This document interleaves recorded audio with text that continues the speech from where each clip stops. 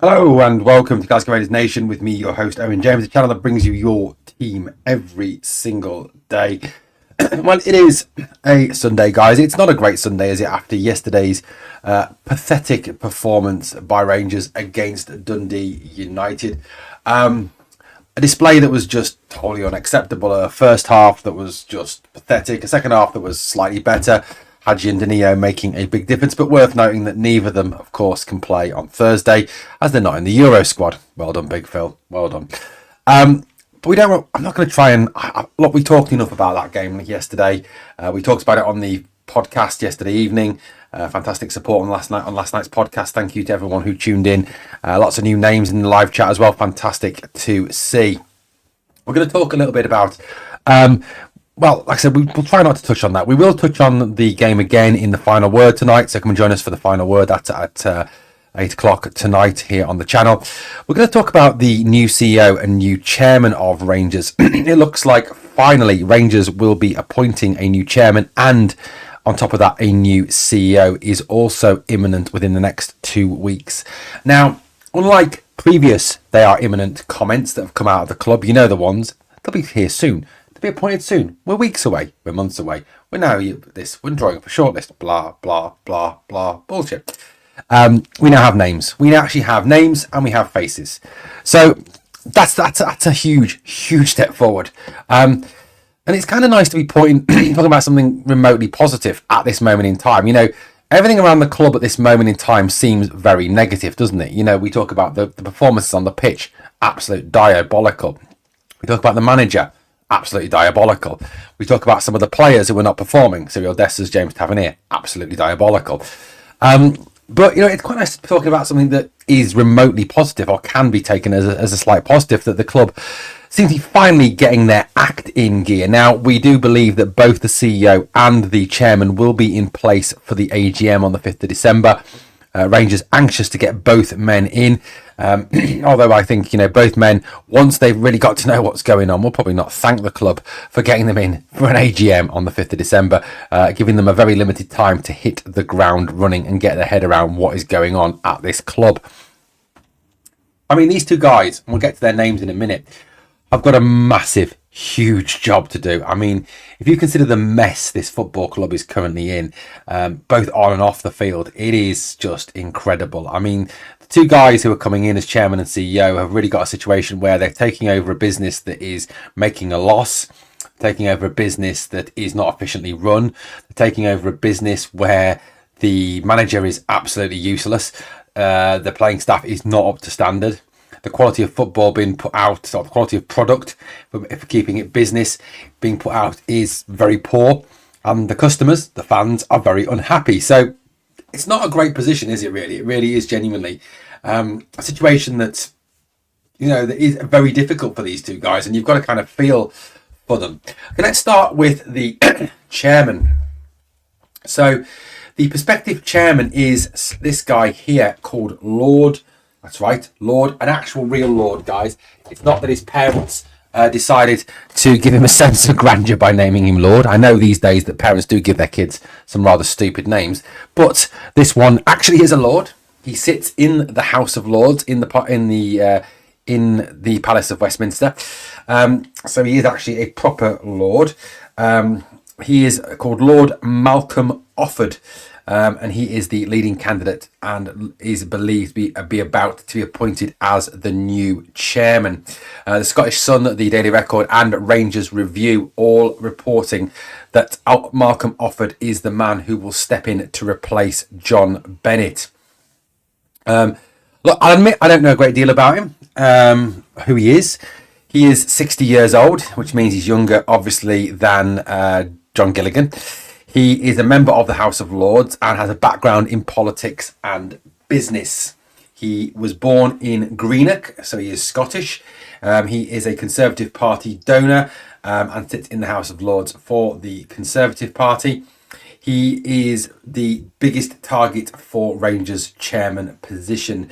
Now it is claimed by a number of sources, again, the National Scots, the Daily Record, the Scottish Sun and Rangers Review, that Rangers He's already been involved in the discussions for the appointment of a CEO and has had his input in the interview process for that appointment of the replacement for James Bisgrove.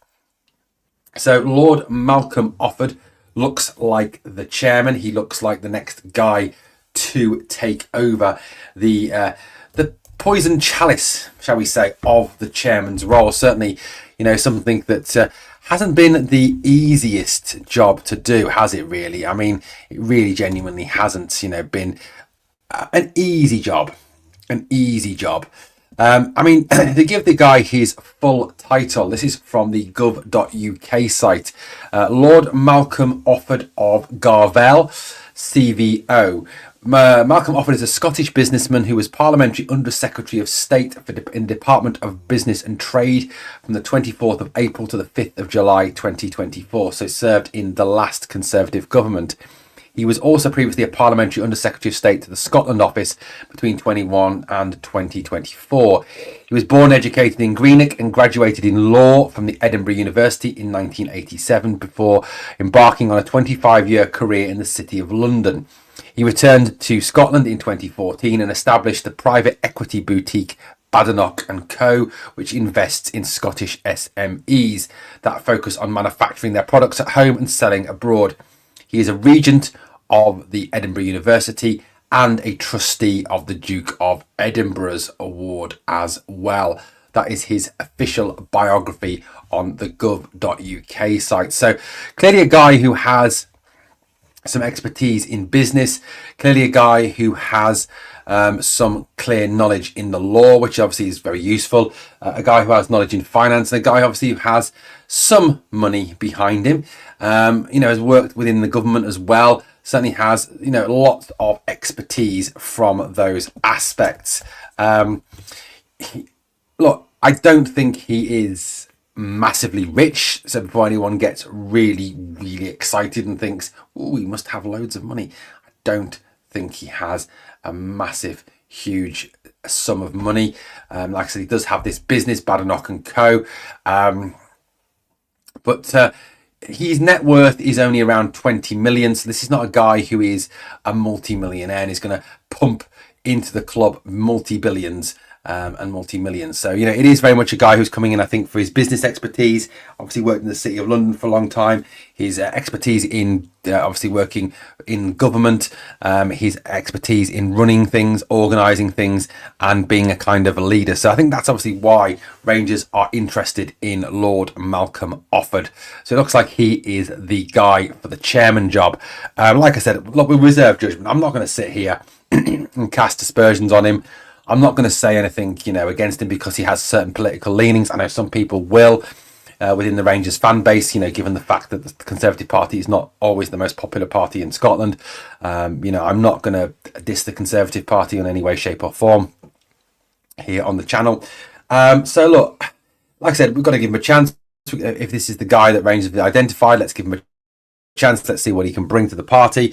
Like I said, I think, obviously his expertise in business, politics and the law will be very useful.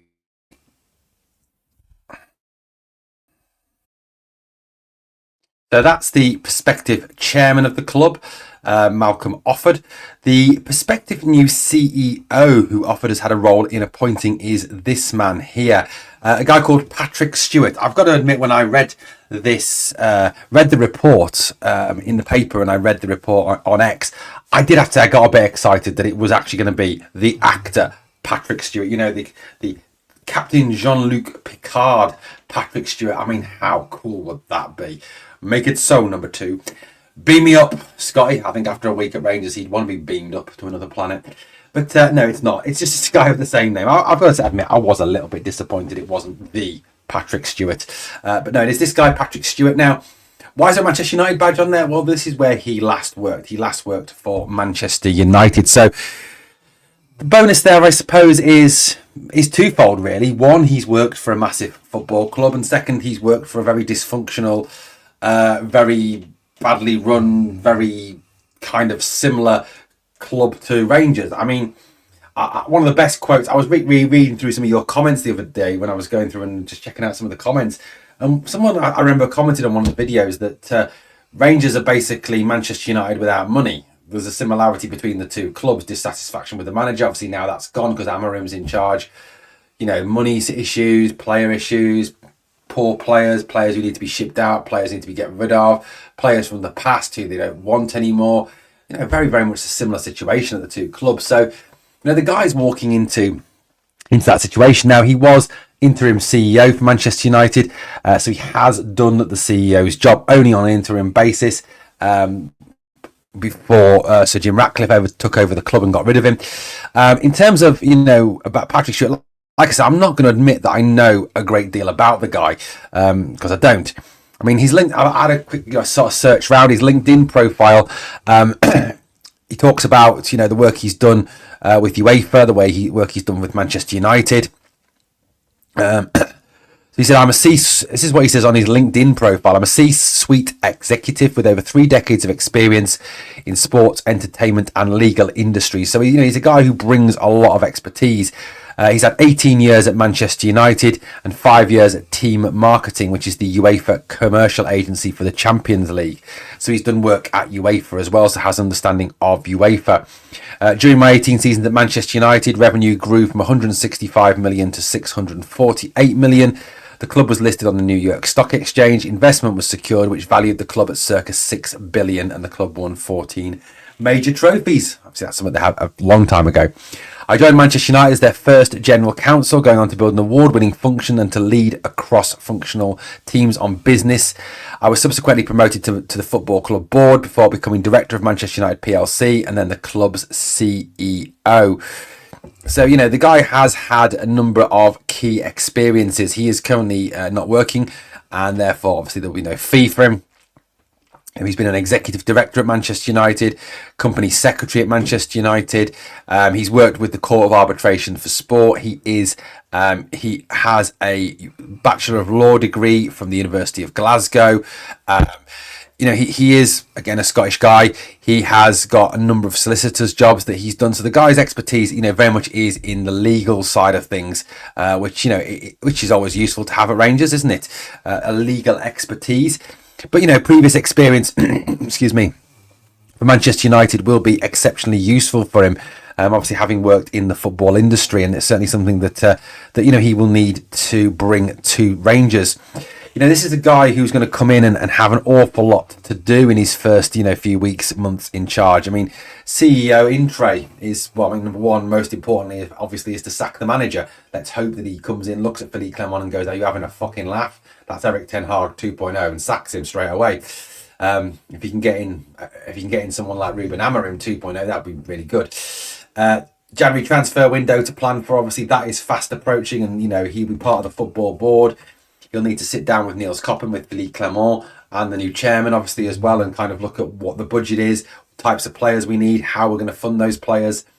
Contracts, he's going to be part of that with Niels Koppen, signing off on new deals or not on new deals for some of those players, who were out of contract at the end of this season. I mean, the list is massive there. Václav Černý, what happens with him? Tom Lawrence, what happens with him? Lowry, Devine, Cole McKinnon, Leon Balogun. What do we do with them? So, again, there's multiple things that he needs to consider there. All those guys are out of contract in 2026. That's not to mention the guys who are out of contract in 2027. Again, decisions to make on Raskin, Yilmaz, Dessers, get shot, Dujon Sterling, Jack Butland and Ross McCausland. So again, lots of things for him to kind of consider there with Niels Koppen. Appoint ahead of the academy. We obviously still haven't got a head of academy yet. David McCullum has been doing that on an interim basis. That's again a job that he's going to have to do in conjunction with the new chairman. And with the new chairman, look at exploring alternative revenue streams. How can we get the debt under control? How can we bring the loss down? How can we bring in more money to the club? These are all things that Patrick Stewart will have to look at and he will have to consider. I mean, look, I'll be honest with you. My biggest hope with this man is that he's kind of left to get on with it, that the board leave him the hell alone and let him make these decisions. He's clearly a guy who has football knowledge. He's clearly a guy who has some understanding of what we need to do because, like I said, he's bringing his expertise from Manchester United. So, again, look, as much as look, I'll be honest with you. I'll level with you. I hate Manchester United. I'm English.